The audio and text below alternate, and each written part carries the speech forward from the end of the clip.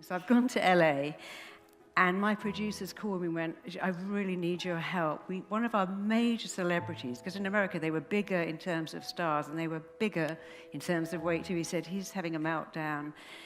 We're really worried he's going to walk off the show. If he walks off the show, we're kind of screwed. So go to his house today and do whatever you can, keep him on the show. I'm like, I'll go now. He's like, what kind of car have you got? I'm like, I got a Mustang. You rented it for me. Thank you. He's like, okay, you cannot put that Mustang outside his house. You can only have a Porsche or a Ferrari or a Jaguar outside this house. So don't even put it on the street. That will wind him up. Put it around the corner. So I'm driving along to Beverly Hills in my, I thought, very cool Mustang, and I turn up at this like massive, extraordinarily stunning house. I knock on the door, he lets me in, he says, I don't know why they sent some Brit here to sort me out. You know, I've been in every rehab, I've seen every therapist, no one can help me. I'm like, let me see what I can do. And then he said to me, you have the look of my third wife. Something about you reminds me. She was such a disappointment to me. So I'm like, this is an amazing house. Wow, we went, I hate this house. I'm leaving, and I hate my neighbors. I'm moving. So I'm like, okay. And then I notice he has a BAFTA, and I'm like, you have a BAFTA? He went, do you know what a curse it is to get a BAFTA? Every time I make a film, I'm expected to get another BAFTA. So I'm like, you know what? I know what's wrong with you. He's like, really? What? I said, you just don't think you're enough, do you? Oh, wait, this is already up for you. You do not think that you are enough. And considering how cranky he was, his big tears started to leak out of his eyes. He said, do you think that's true? And I'm like, come on. I know it's true. And so do you. I mean, look, you can't have a car on your drive unless it's a Porsche. You've had 4 ex-wives that have all disappointed you. Your BAFTA is a curse, and you don't like this amazing house. But anyway, look, tell me about your life. So he's now quite mellow, and he's telling me his life. He's raised in a trailer park. They have no money. His dad's a construction worker. When he can get work, the mum works as a night nurse for more money.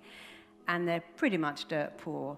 And because the mum's working nights every day, he cooks his dad a construction worker's dinner of meat, vegetables, potatoes. And he has this weird stuff I've never heard of called saps, which is milk soaked in bread. And I'm like, did your dad ever share his food? He went, are you kidding? He would share that with a dog before he even gave me his leftovers. I'm like, well, there it is.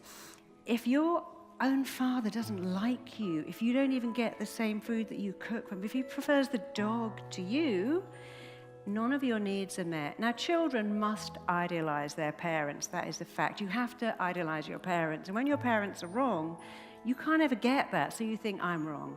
So what you've done is very common. I'm not enough. That's why my parents treat me like this. I'm going to get better, and then they'll be great. And that is the driver that has made you extraordinarily famous and successful. But guess what? You still think you're not enough.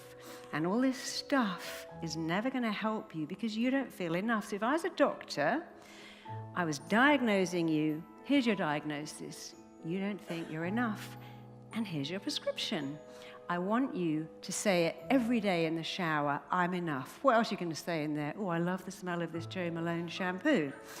I'm enough. You say that over and over and over again. So he's quite up for it. So we've gone around his house, and I've written on all his mirrors in big lipstick, got a lot of lipstick with 4 ex-wives, I'm enough.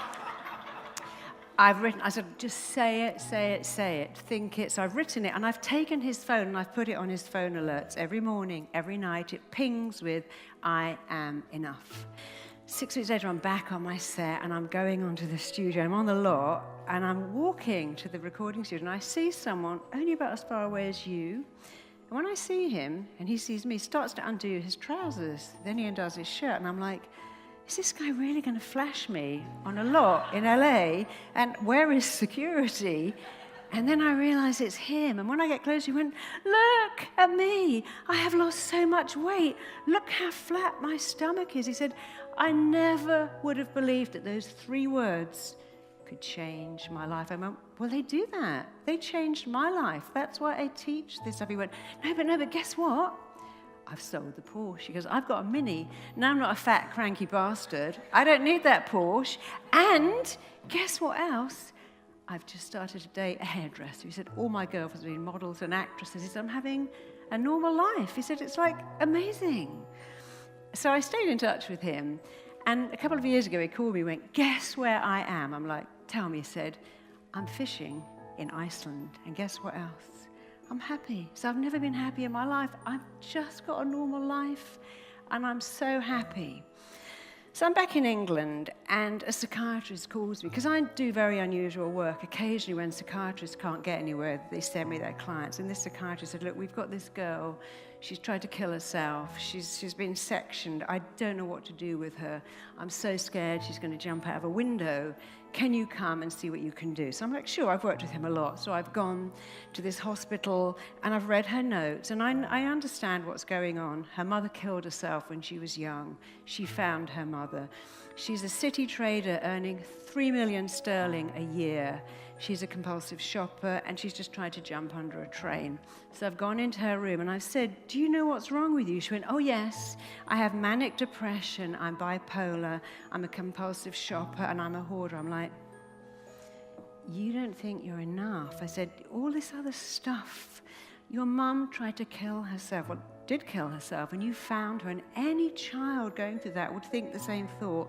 If I was enough, how would my mum do that? I wasn't even enough for my mum to live, or not even to kill herself, or I didn't find her. And all this shopping is just filler for the fact that you don't think you're enough. And I said, and I want to help you. She said, well, I'm going to kill myself. It's not if, it's when. I'm like, well, okay. But before you do that, how about you just have a month of saying, and they're not letting you out of here anyway, so how about just saying, I'm enough? They're not letting you near any windows, so you're going to be locked in this room for a while, but how about just doing it? So I did the same thing, took her phone, put on it, I'm enough, and it goes off every morning, every night, wrote it on her mirror, because she was so very fragile. I made her a recording. I hypnotized her. I sat next to her, and I just said in her ear over and over again, you are enough, you are enough. I made her say it back. Because she's so fragile, I start to text her every day saying, you're enough. And she starts to text me back, I am enough. And this girl had such a phenomenal transformation. She gave up her job. She started a charity for depressed people. And this TV station's got her story, and she's going to be on the TV. And they said, can you come on as well? Because you helped her. I'm okay. So I've gone on the TV. This is not about me, the show. It's about her. But at one stage, the anchorman looked at me and went, but what did you do? What did you do that no one else did? And I kind of took a bit of a breath. I thought, oh my God, they're going to think this is really woo-woo, really LA. I went, well, I told her she was enough. I made her a recording to listen to every day. I wrote it on her hand. I wrote it on her mirror. And I waited for him to roll his eyes, and he went, oh my God, I love that. I'm going to go home, and I'm going to write that on my mirror. And I think all our viewers will love that. So I've gone home, and I have thousands of emails saying, where can I get this book called I'm Enough? It's not a book, it's a part of a book.